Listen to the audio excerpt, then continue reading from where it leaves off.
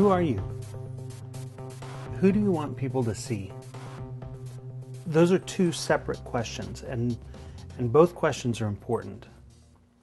All of us spend a good deal of our time on our image. We are projecting what we want people to see us as. You know, I want people to see me as somebody who's confident and godly and compassionate and smart and funny. I want people to see me as likable. I think that's the reason that I want to make people laugh. I figure if you laugh with me, you can't dislike me too much, right? If I can make you like me, you might not notice that I'm fat. If I can make you admire my brains, you might not notice that mine are not covered in hair. If I can make you think that I'm godly, maybe you'll overlook my moments of spiritual drought. Image is important to all of us. Just take a walk around the mall and look at what they're trying to sell you. They're selling adventure, or they're selling sexy, or they're selling friends, or they're selling compassion. And if you go into a Christian store, whatever that means, they even sell godliness. They sell everything you want to be, and it all can be had for $19.95. Just buy this widget, and you'll be perfect, like all these people.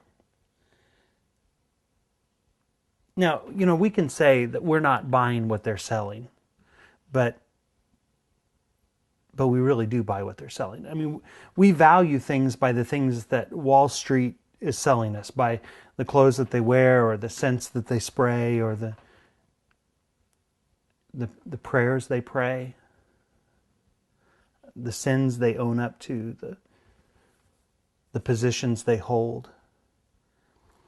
And so we act so people see us like we want them to see us. We manage our image. Mark 14 opens with the religious leaders plotting to seize Jesus and to kill him. But they can't just appear like jealous junior high girls. They have to keep their image right. And Jesus is very popular, and he's recognized as a godly teacher. There were a lot of people around Jerusalem for the Passover, and so the religious leaders needed to lay low and wait for their opportunity to lynch Jesus without looking like a bunch of thugs, which of course they were, but they didn't want anybody to know that. That's image management. The scene changes, and it's in the home of Simon the leper. He's a guy whose image is so damaged that they call him by his disease. Old three-finger Simon. How do you manage that image?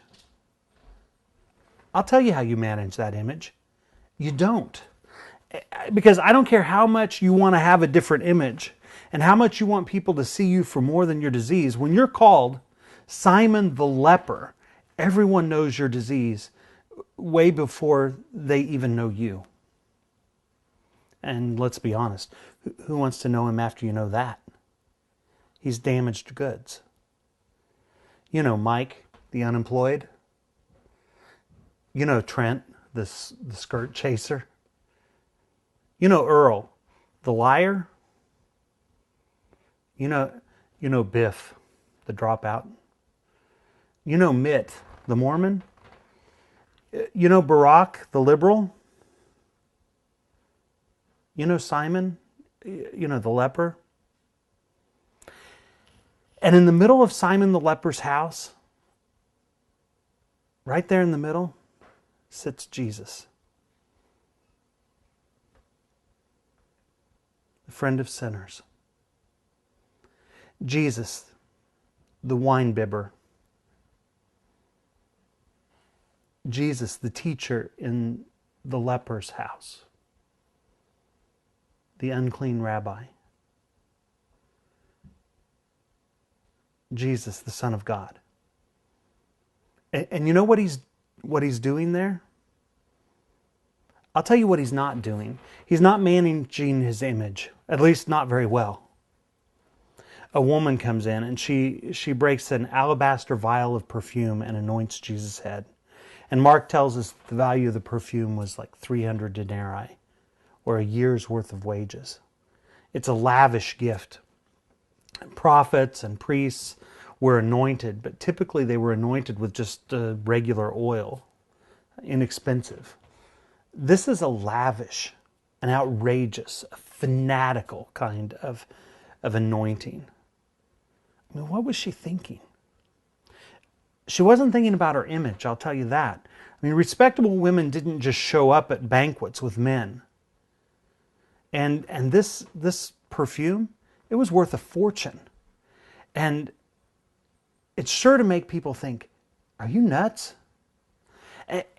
This was likely a family heirloom, the pride of the family. And so she pours it out in this moment of messianic frenzy.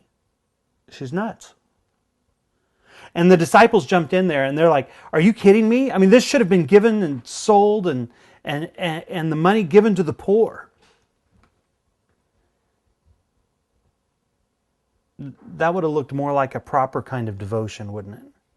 More like a stereotypical cookie cutter religious thing to do.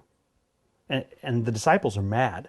And they're being ugly. I mean, what business is it of theirs, what this woman does with the perfume? But they do. I mean, they're wagging their tongues at this lady. And you know what they're doing? They're managing their image. We don't want to look like some foolishly radical bunch of groupies. We want to be like the mainstream religious folks. We want our image to be like those guys over there, the guys in the robes. And I'm not sure they had any idea what they were asking for. Jesus stopped them cold. He said, leave her alone. Cut it out. She has done something beautiful.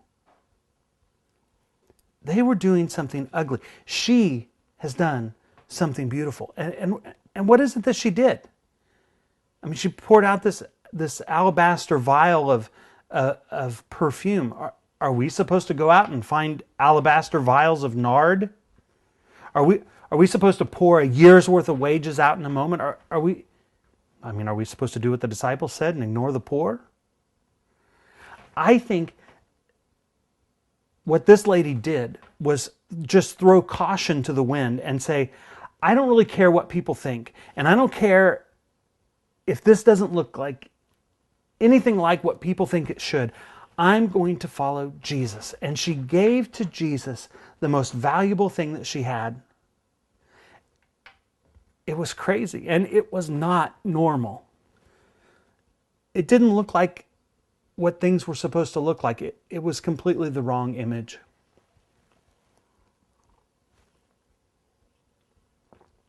And it didn't sit well either with the ones who loved the cookies made with the cookie cutter. It didn't sit well with those who loved the image. You know, all of us probably will eventually go gray. Most of us don't look like GQ. Some of us don't even wear fancy clothes. I even wore a t-shirt for this. Some of us don't fit the regular image of church. We just don't fit the image. So what should we do?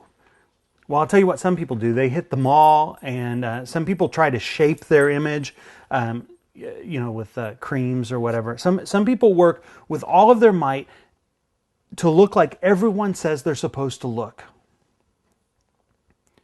Judas was so desperate to conform to the religious image of his day that he made his way to the chief priests and he kissed their ring.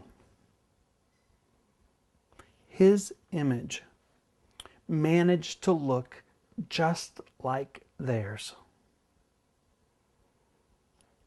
And his image was the image of the betrayer. I don't want to look cookie cutter.